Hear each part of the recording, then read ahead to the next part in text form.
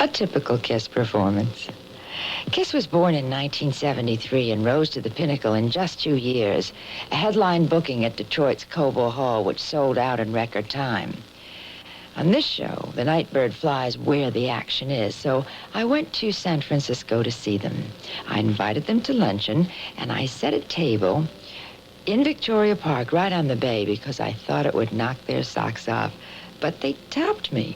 They drove up to my luncheon in a cable car, right on the grass, mind you. And you can't see it in this picture, but my socks are missing. And speaking of missing, in case when you meet the group, you don't get a good look at their faces, it's not our cameraman goofing. Remember, this is the group who'll never be seen without their makeup. We're in San Francisco, but look, I figured if I am going to invite Kiss to lunch, I mean, how can you take a group that just won the Gallup poll as a #1 group in America and sit them on the grass? Now, the last time I saw you, let me refresh my memory. You were at a swimming party after your Madison Square Garden appearance, and we were all underwater. That's right. All right. I lost my boots in the pool. I lost your boots in your pool? That was one of the calm parties, right? Yeah. All right, where have you been since then? Well, we just got out of there yesterday. Only yesterday? Gee, We did go to Japan. We went to Japan. 2 weeks. We did a Japanese tour. Yeah, how was it? Oh, it was wonderful. It's amazing because the kind of reaction that you get in Japan is pretty much what was going on in the States during the mid-'60s for all the British groups. We got off the plane. There was thousands of kids at the airport.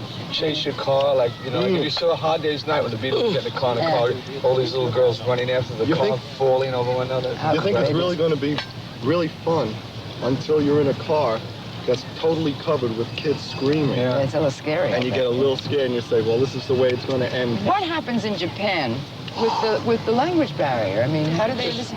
Well, it's amazing because when we were doing the shows, at least I was worried. I was saying, well, what am I going to say to them? Yeah. And what are they going to understand? And what you're dealing with more over there is inflection. They respond more to the way you use your voice rather than what you say. We found out later, though, that Japanese and English are 2 languages you have to take. It's a bilingual society. I mean, people don't speak English from beginning to end, does it? Second language, but everybody understands rock and roll, everybody understands Coca-Cola.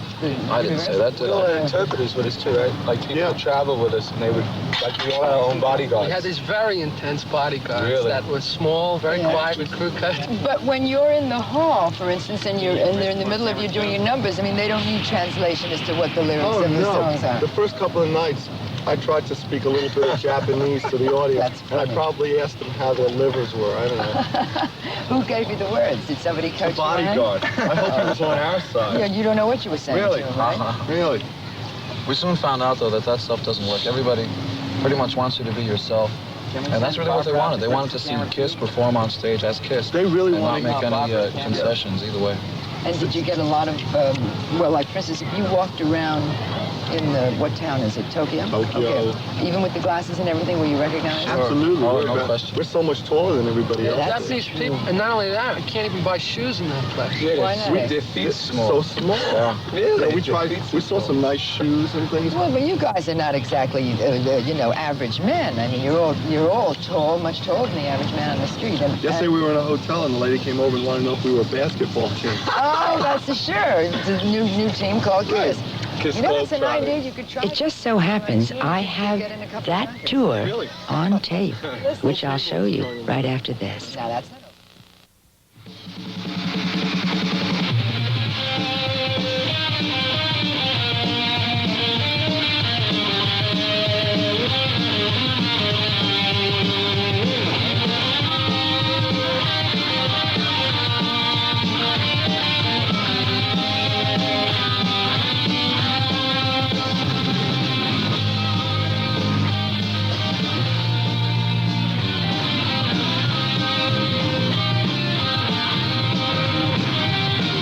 Kiss will talk about their phenomenal costumes and makeup when we come back in just a minute.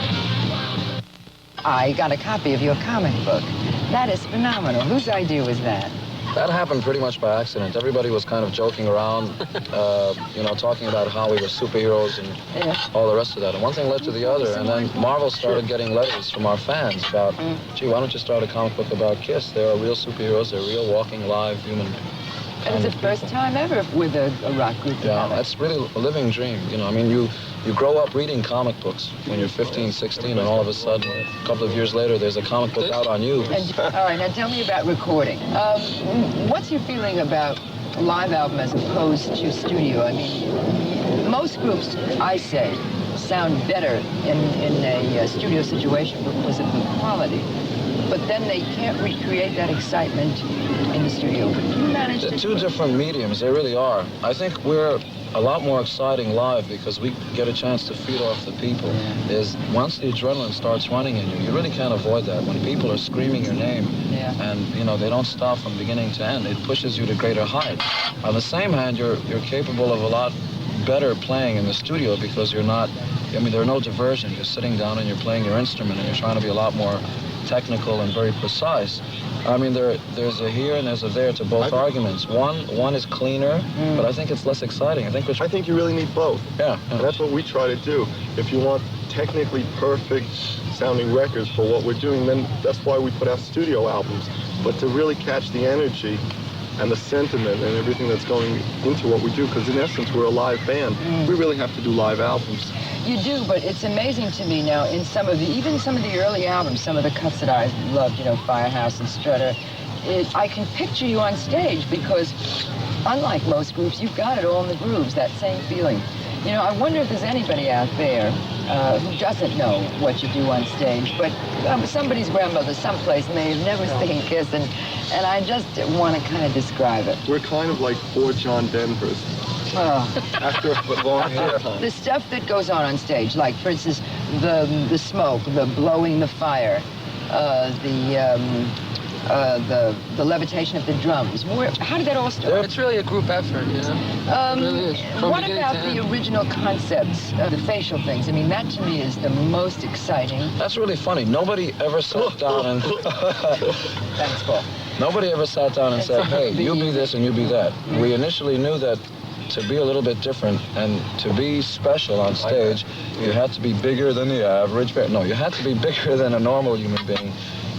There was a kind of a star quality. Oh, sneaky thing. How many inches are the shoes? They're 7 or 7 inches, and a which half, makes them probably. 8'6". Something like that. Yeah. All right, so that's what. But you didn't say, look, you do whiskers and I'll do. Everybody came up with their own creation, and pretty much from the depths of our subconscious or whatever. Certainly did. Do you feel that this makeup and the stance that you affect on stage, do you think that that's the real... I don't know if it's real. I know it's part of me, and I know that that our stage persona is at least as much a part of us as we are off stage. But you can't be either or all the time because everybody's got many different facets. That's a big word. I think people would really be amazed. Got a lot of sides to it. People on the street would really be amazed if they just let themselves be a little bit looser and let their imaginations go a little wild and be a little more creative. You know, when you were asking about who came up with the idea and how it happened, I think everybody's got it in them to do something like that. It's a matter of everybody just being loose enough and not really worrying about what somebody next to them has to say about what they're doing. Well, that's what I was going to say, Paul. Most of us are in constant fear of being criticized if we show something that's not apparent or that it's a little off the beaten path. Yeah, but it's a little bit hard. I mean, it's not all that hard to be frightened of criticism because before we put one foot on the stage, people are going nuts and berserk. So we've got that kind of... But we understand that, but it didn't start that way, Gene. Look. Well, it has to do with belief. You know, I mean, if you believe that you belong on stage, then there's a kind of... It's not anything you can really verbalize. If you belong on stage, then it's really kind of self-evident. If you feel uncomfortable on stage, an audience can sense that instinctively and they'll pounce on you. They won't let you... Well, let's go back. Like, for instance, Peter is wearing a hanging earring. Now, before you became a superstar, I mean, did you have the kind of confidence to say, okay, I'm going to walk out in Brooklyn in a hanging earring? Would you have done it? I mean, it looks super, Peter, by the way. Peter did some, I can remember Peter. Walking in a dresses. Dresses? No, I remember Peter. In Brooklyn, Peter, that's not unusual at all. I can remember when we were rehearsing. It depends where in Brooklyn. We were rehearsing on 23rd Street in New York when we first got the group together. And Peter came in one day with the weirdest haircut I ever saw in my life. And it was part of that whole trip of each person being willing to put himself out and get laughed at if need be. We laughed at him, no. Well, it was Peter who originally put the ad in Rolling Stone, saying Right. drummer will do anything, right? Yep, That's and it. he did. That's it, and you're doing it, right? I'm doing it. And then the last person was Ace. Then you all put another ad. Well, I was checking the Village Voice ad every week, trying to find a band that was doing original material. And I saw the ad. I went down there with what did I was wearing? One red sneaker and one Red and one orange sneaker. No Colored socks. wonder, was it Paul or Gene that said the first? No, I think it was you, Peter, that once said to me, the first time Ace came down to audition, we thought he was weird, but I forgot to ask you why. Now I understand. Well, that wasn't the end of it. After he Ace walked fell in into with a his wall. yeah, Right into Ace was the- playing and that's a little bit hard to do because both walls are parallel to each other. So he just kind of veered off and Matter of walked back. fact, when Ace first played with us, we were really pleased with the way it sounded, and yet we didn't ask him to join us immediately. Why not? I, for one, thought he was a little too weird. That's right. You were the one. You that know, told me I said, that. let's wait a week, try some more people. Didn't work. Pretty strange. Was it the weirdness of the just the odd getup, or was it something in his He's demeanor? playing. Well, his equilibrium was a little bit off. That's another falling big down. Ace thing. had trouble standing straight. Yeah, right. At the time, Ace had a mustache. That's a well. It was an eyebrow. It was a It was spare a- eyebrow. It was something that vaguely resembled that, hanging over his lip. He didn't have a top lip.